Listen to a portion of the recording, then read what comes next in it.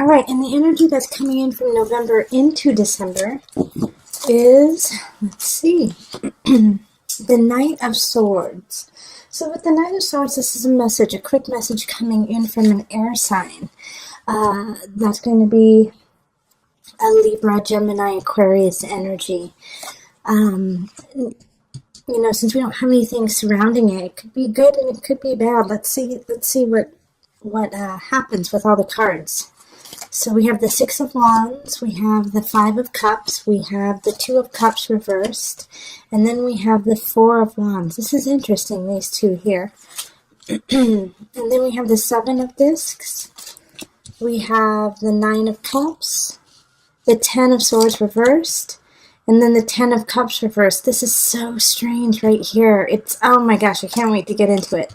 All right, and then we have the Nine of Discs, and then the Three of Cups. All right, Capricorn, you have a really interesting reading.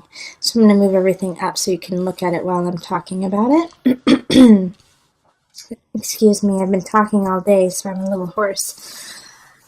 So right here, we have the opposites here. Okay, so we have the Two of Swords reversed, and then I have the Four of Wands right next to it.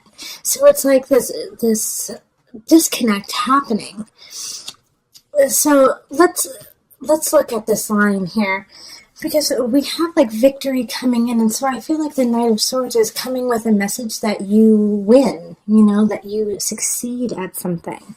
And so at first you're really excited about it, but how the Knight of Swords brings in this victory, it's so short.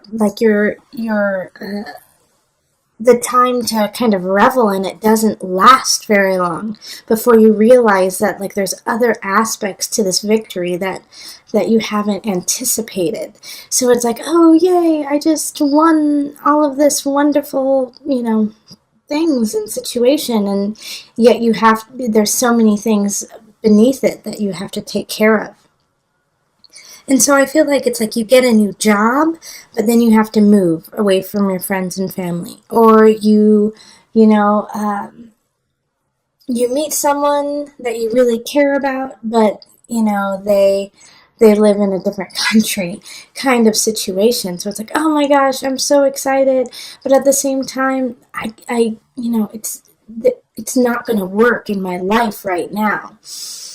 And because I see that with the Two of Cups, especially, and the Four of Wands, because it's this victory happens, but it's not, it's just not gelling all together. And so what you really have to ponder in December is the work that you put into it, is it going to lead to a positive situation? Is it going to lead to everything you've ever desired? Because if it is going to lead there, in the process, you are truly going to have to let a whole situation go.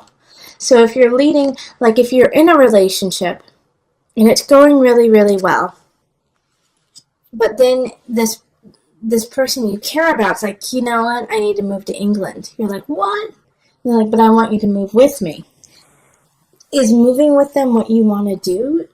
Is moving, if a company says, I want you to go somewhere, or I want you to switch departments, or I want you to do something completely different than what you're doing now. Is it worth it to you to pick everything up that you've built and switch it over to this new thing? Because it will be a sacrifice. But what I see with it is it's worth it. Okay, because we have the Ten of Cups, we have the Nine of Discs, and we have the Three of Cups coming together. So with these three cups, no matter, how this lies, no matter what you decide, it's going to lead to a really good space. So congratulations, and I'm sorry you have to make a decision. Because it's you have some of the most positive cards here. The Four of Wands, the Ten of Cups, the Three of Cups, the Nine of Discs, the Nine of Cups. The Six of Wands. It's celebration, celebration, celebration. But at the same time, there is a disconnect, and you're focusing on this part of it that you're yeah, all this wonderful these wonderful things are happening, but at the same time, I'm going to lose out on some things I really adore. But no matter what happens, know that you're going to land on your feet, Capricorn. That's what's so great about this. And so I feel like the Knight of Swords has ushered that in November and said, okay, these are the changes that are going to happen. For some of you, I do see like this aspect of marriage coming up, like you might have proposed to someone, or they proposed to you. And it's like it might have not been done in the way you had wanted, but it happened, and now you're planning the wedding, and like some of the details aren't exactly how you wanted, but it's still a wonderful celebration, and it's still going to end in a really great union. But what the thing that I like that's holding me back on it being 100% of a great union is this Two of Cups in reverse. And then this Ten of Swords in reverse, too.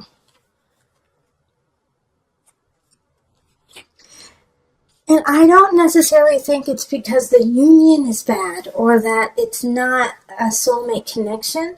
I think you're afraid. I think you're afraid of the connection, and I think you're afraid. You're like, oh, is this the one? Am I on the right path? Am I supposed to be with this person? Because this whole entire reading has to do with relationship, has to do with people.